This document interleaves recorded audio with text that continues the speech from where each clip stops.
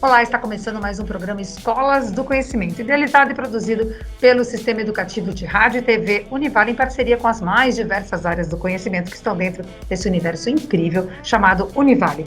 E o programa de hoje tem a Escola da Educação em pauta e vai falar, vocês não acreditam, da matemática. E quem está aqui para a gente para falar dessa matéria que todo mundo já treme, muitos, né? Alguns vão bem, mas a maioria torce o nariz aí, é o coordenador do curso, o professor Rodrigo Levi Rufka, e também vamos conversar com o co-criador da Moonshot Educação, o professor Marlon Bruneta. Sejam bem-vindos, tudo bem? Olá, boa tarde. Olá, boa tarde. Vamos lá começar perguntando, já que, como eu falei no comecinho, para algumas pessoas a matemática é, de fato, um bicho de 7 cabeças, dá medo, é difícil, é complicado, não vai dar. Então, vamos começar desmistificando isso? O que se aprende na faculdade de matemática? Tem que gostar de número? Tem que ser aquele aluno que lá na escola eu amava matemática? Ou, claro que você tem que gostar, tem que ter uma aptidão para ir aí, mas é preciso ser fera desde sempre ou dá para aprender durante a faculdade? Dá para aprender durante a faculdade. É bom gostar, é bom a gente procurar habilitações que a gente goste, que a gente tenha afinidade. Mas dizer que a matemática é para alguns e não é para outros é um mito. Qualquer pessoa pode estudar matemática, pode se aprofundar na matemática, desde que esteja disposta a gastar tempo com isso. Aqui a gente, na faculdade, aqui no curso de licenciatura em matemática, a gente, além dos fundamentos da matemática, da álgebra, da aritmética, geometria, a gente vai trabalhar também como dar aula, né, que é fundamental, né, um percentual, uma carga grande, como transmitir adequadamente, como colocar o aluno em situações adequadas de aprendizagem. E também quebrar mitos, assim, da aprendizagem como esse, que às vezes eu vejo até professores falando isso, matemática não é para qualquer um, ou eu nunca gostei de matemática. Esses tempos eu vi um professor de educação infantil falando na frente das crianças, e esse, né, vai endurecendo, vai cristalizando esses mitos, e aqui a gente trabalha, a matemática é para todos, a matemática pode ser inclusive muito legal para todos. Mas aí você tem que trazer para essa sala de aula metodologias adequadas, né? A tecnologia para te auxiliar, né? As ferramentas tecnológicas que hoje essas gerações que estão chegando, inclusive na faculdade já estão chegando, estão tão familiarizados. Então, nós professores temos que estar familiarizados também, estar atualizados, né?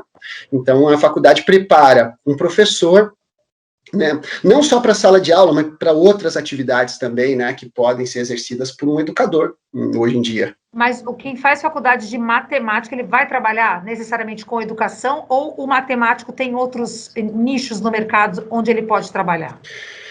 Bem, a licenciatura, ela é para formar professores, formar educadores, né? O que o educador não precisa necessariamente trabalhar em sala de aula, no modelo tradicional, escolas, ou mesmo no ensino superior. Hoje você tem professores que vivem bem, tem um canal no YouTube, e ele gera conteúdo semanalmente, e tem né, na área de matemática, na área de história. Eu trouxe até alguns exemplos, vou dar um exemplo aqui do Manual do Mundo, né? Então, vídeos ali de atividades de engenharia para adolescentes, crianças, para quem quiser fazer uma experiência maluca em casa. É um canal que tem ali milhões de seguidores, e aquele cidadão vive muito bem com isso, dá palestras, né? Você tem o Descomplica, o próprio YouTube tem toda uma parte só educacional. Então, você tem uma série de exemplos, assim, de professores que vivem bem, não em sala de aula, mas com startups, com edutechs, né, essas terminologias aí novas, né, o Marlon pode falar, porque o Marlon é um empresário da área educacional. O professor Marlon era o professor que deixou a sala de aula para entrar aí nessa onda de edutechs. Primeiro, elucida um pouquinho para a gente o que são essas edutechs e como é que se aplica ela na tua matemática da tua vida aí. Perfeito, Lívia. Primeiro, uma honra estar aqui, obrigado pelo convite. Eu trabalhei como professor em sala de aula por mais de 26 anos, e aí chegou um momento da minha vida que eu achei que eu precisava fazer um pouquinho diferente. E aí, junto com outros 2 amigos, Paulo Tomazinho e José Mota, nós, no ano de 2020, fizemos uma viagem para o Vale do Silício, tentando buscar novas tecnologias, uma visão diferente, uma visão de mundo diferente, uma visão de mercado diferente. E lá, nessa viagem, vendo observando uma série de instituições de ensino disruptivas, nós resolvemos montar essa startup educacional.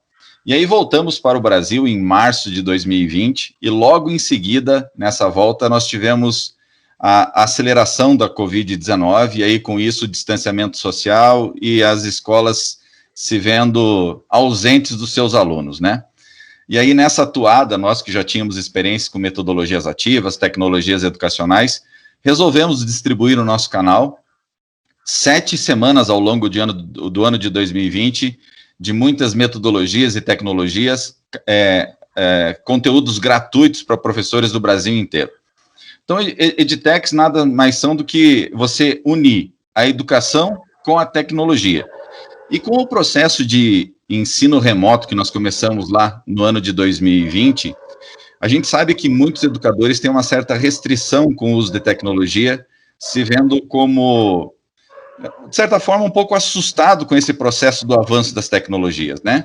E aí, com a necessidade, muitos desses profissionais foram observando como elas podem ser amigáveis, como elas podem acelerar esse processo de ensino-aprendizagem. Então, acredito que no ano de 2020 foi um ano realmente de inovação para a educação. Acho que nós aceleramos um ano equivalente a 10 anos entre aspas, anos normais, digamos assim. O lado bom da pandemia, se é que a gente pode falar isso, se tudo tem que ter dois lados, que seja esse, de evoluirmos em alguma coisa. Aí você falou aí de tecnologia. Hoje, a gente falou lá no começo do programa que as crianças já estão vindo, já parece que já nasce com o celularzinho, já sai da barriga e faz a selfie.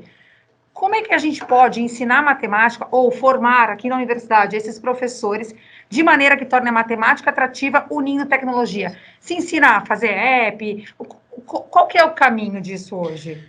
Eu tenho um exemplo bacana. A gente vem de uma tradição de utilizar a tecnologia em sala de aula, né? E essa tradição, ela evoluiu muito nos últimos anos, e como o Marlon colocou bem, assim, a pandemia foi um pé na porta, né? Ela tirou, já não é mais escolha. A gente é obrigado a usar recursos tecnológicos para estar em contato com os nossos alunos, principalmente nos momentos ali de lockdown. Mas você também tem a perspectiva de criar tecnologia. A gente não pode perder isso de vista com esses estudantes. A gente não pode só usar a tecnologia passivamente. Então, eu vou dar um exemplo que foi dessa semana, até deu notícia aí na Univale. Eu, numa disciplina de matemática financeira, nós usamos planilhas, nós usamos calculadoras financeiras, isso é o tradicional. Eu propus para os meus alunos um projeto diferente. Vamos construir uma calculadora, vamos construir um aplicativo de celular, a nossa calculadora, com os cálculos que nós estamos estudando. Então, eu fiz uma oficina de uma ferramenta que a gente consegue construir aplicativos de celular, é uma ferramenta com finalidade educacional mesmo, ela não é profissional, mas ela chega muito perto de um aplicativo profissional. E eles fizeram a própria calculadora. Isso cria neles a perspectiva de olhar para a tecnologia como, o que eu posso criar para esse mundo? E o que eu posso criar para resolver problemas? Porque naquele momento, aqueles cálculos eram os problemas deles, né? Aquilo era um problema para eles. E eles passam a criar solução tecnológica para aquele problema. Muito bacana. Agora, o nosso programa passa muito rápido, gente. É incrível aqui como o tempo voa. Falando de matemática, para ver como matemática é legal, viu? Vocês estão vendo? Passou super rápido. Então, eu queria que um de cada vez, um minutinho para cada um, me respondesse como é que vocês enxergam. Vocês falaram que a pandemia foi um pé na porta, 10 anos em um, muita evolução, muito rápido. Então, como é que vocês enxergam os próximos anos no que diz respeito ao ensino da matemática e da evolução tecnológica? Vamos começar com o Marlon? Vamos lá. A tecnologia, ela veio, assim, para acelerar muito dos processos de ensino-aprendizagem, e uma das coisas que facilita muito a vida é a tomada de decisão baseada em dados. Nós, profissionais da educação, de um modo geral, nós tomamos muita decisão olhando no olho do aluno. E aí, agora, com o problema do distanciamento social, nós fomos obrigados a começar a olhar para uma tela, ao invés de olhar para o olho do nosso aluno. E as tecnologias nos permitem exatamente isso, a gente tomar a decisão, sim, com a nossa intuição, porque isso é muito importante para nós, profissionais da educação, a gente trabalha com gente, mas também baseado em dados, né? Outra coisa que eu acho muito interessante nas tecnologias, ela nos permite customizar. Independente do volume de alunos que nós temos em sala de aula, nós conseguimos olhar para o indivíduo no meio dessa multidão. Não cabe mais, hoje em dia, a gente trabalhar com 40 e preparar uma aula única para esses 40 alunos, porque eles são diversos, eles têm características diferentes, eles aprendem de modo diferente. Então, a tecnologia, ela nos possibilita uma série de itens que anteriormente nós não conseguiríamos fazer sem a utilização da tecnologia. E a matemática está dentro disso tudo, né? Que bacana. Professor Rodrigo, e aí, seu ponto de vista? Eu concordo com o professor Marlon. A tecnologia, ela traz uma perspectiva, eu vou falar assim, ela força uma mudança de olhar sobre a educação, não só da matemática. Não faz mais sentido o professor transmissor, né? Você transmitir informação para o aluno, com toda essa informação disponível nos celulares, conectados, né? Você pode visitar aquele museu, se você vai falar do museu, a educação tem que tomar uma forma mais de reflexiva, o aluno mais ativo, o aluno criando, né, como eu disse, essa questão de criar dentro da disciplina. Então, a gente estuda os conceitos, a gente faz o aprofundamento na álgebra da matemática financeira, nas aplicações, mas em algum momento o aluno precisa ver outras perspectivas que transcendam a transmissão de informação ou mesmo a transmissão de conhecimento. Eu acredito que as tecnologias possibilitam coisas que eram impensáveis há uns anos atrás.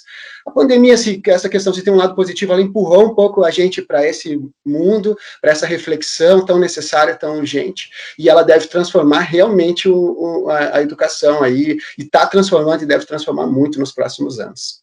Gente, muito obrigada. A gente poderia falar horas aqui, mas o nosso tempo é muito curtinho, 10 minutos. Nem imaginava que dava para falar tanto tempo de matemática. É um prazer conhecê-los. Muito obrigado. E até uma próxima, viu? Obrigadão. Prazer. Até mais. Prazer. Tchau, tchau. Muito obrigado. Tchau, tchau. Escolas do Conhecimento fica por aqui. Até a próxima.